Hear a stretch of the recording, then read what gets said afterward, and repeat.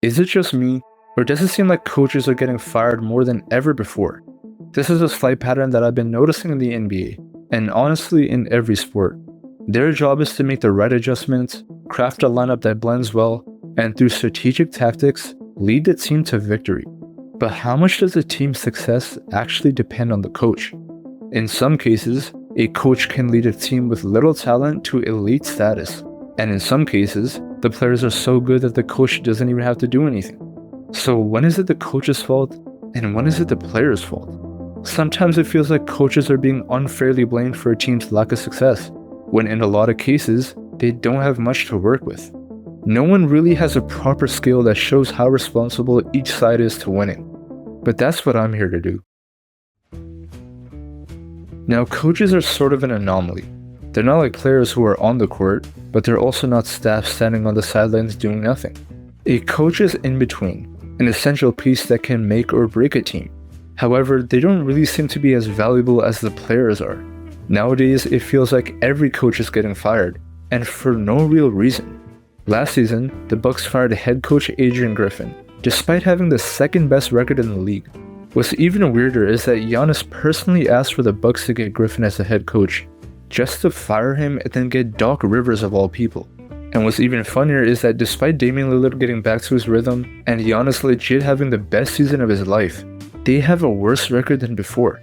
And the only reason why they had to pick a new coach was because they fired their old one, the one who won them a championship 2 years prior. And it's not just the Bucks who did this. Tyronn Lue was fired 2 seasons after winning the 2016 championship. Same with Nick Nurse in 2019 and Frank Vogel in 2020.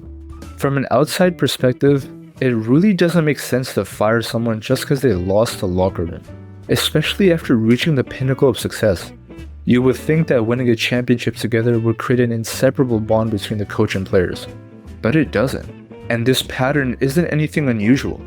The average NBA coach lasts around 3 to 4 years, and mid-season firings have been virtually the same for the past 40 years. This is something that's been happening for a very long time. But first of all, what does losing the locker room even mean?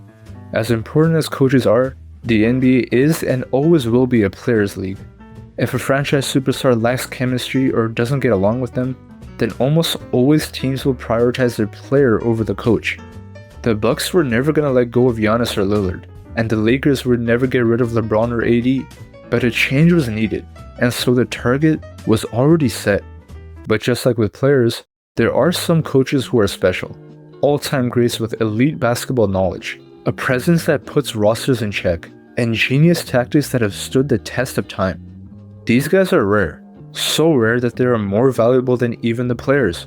For example, Greg Popovich won 5 championships with the Spurs, praised for his playstyle and fundamental basketball, and he's been with the Spurs for 29 seasons, the longest in history. Erik Spoelstra is a man who can lead a team full of undrafted players and no superstars to the finals. He was voted as the best coach in the league and has been a cornerstone of Miami for 16 years. These types of guys are the exceptions.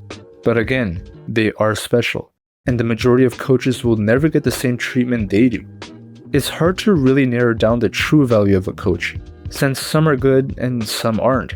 Some players may like the coach, some might not. Erik Spoelstra might not have the same impact he has on the Heat with a team like the Sixers. Greg Popovich might lose a locker room if he was part of another franchise, while some coaches join a new team and win a championship there. There are so many factors that come into play. What's even more interesting is that this isn't a problem that only happens in the NBA, which kind of puts into question whether it's a problem at all.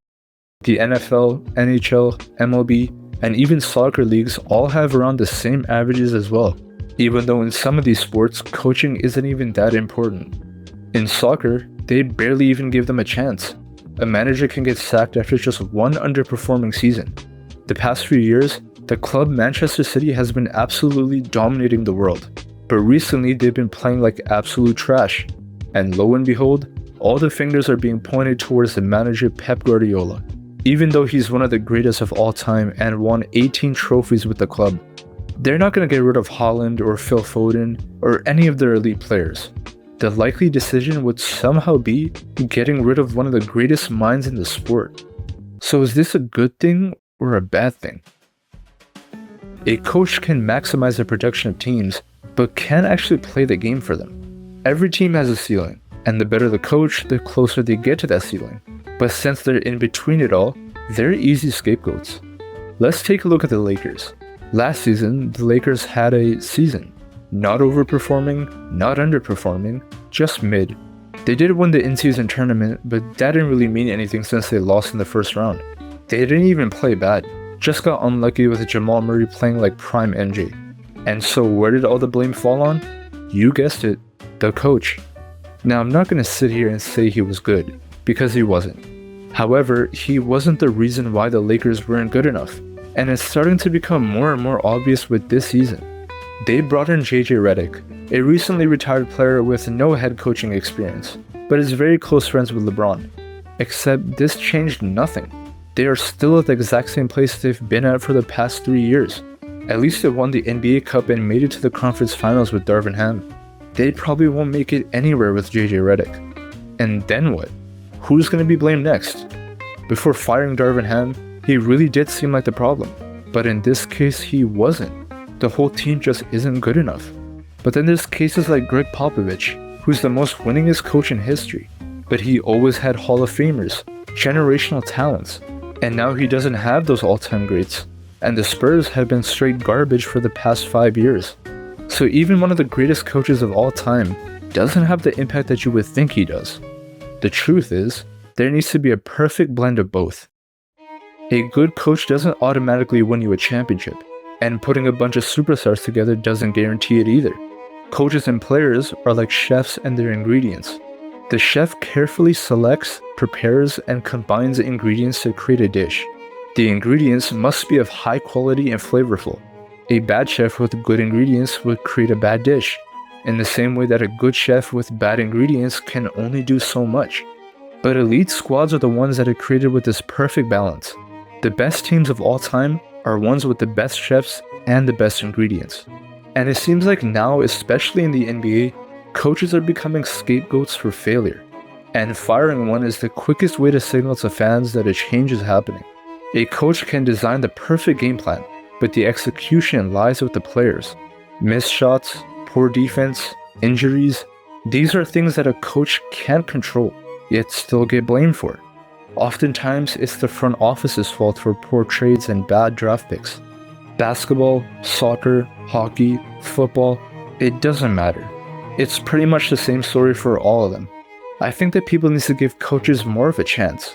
A lot of teams recently haven't, and them pulling the trigger quickly backfired massively on them.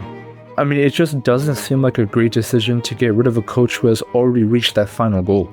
Letting go of that experience and leadership often leaves a void that can't be filled quickly. And this also makes it so that the players aren't held accountable for a lackluster performance. Organizations do their best to treat the players well, but they don't give that same treatment to the coaching staff. A lot of them don't get the same level of respect and just get passed around the league, which is interesting because there are some teams right now who are just one good coach away from winning it all. One good coach that can click all the pieces together. One good coach that can create a dynasty.